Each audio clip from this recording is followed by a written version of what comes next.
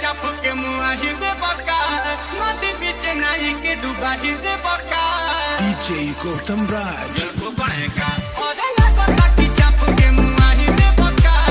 नदी बीच नहीं के डूबा ही दे बका कि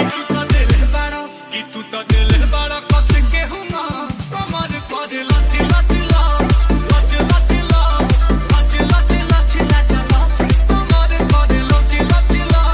लच लच लच लच लच लच लच कमर कर लच लच लच लच लच लच लच लच लच लच कमर कर लच लच लच लच लच लच लच लच लच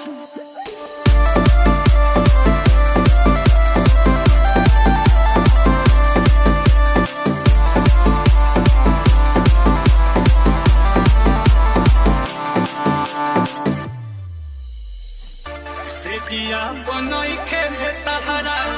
आरे के लूर हो तके बाल जोड़ी चूड़ी दिले बाड़ा दूर हो DJ Gautam Raj सेतिया बनई खेले तहरा आरे के लूर हो तके बाल जोड़ी चूड़ी दिले बाड़ा दूर हो लाइट ऑफ के बारे लटा रोज कमर करे लच लच लच लच लच लच लच लच लच लच कमर करे लच लच लच लच लच लच लच लच लच कमर करे लच लच लच लच लच लच लच लच लच लच कमर करे लच लच लच लच लच लच लच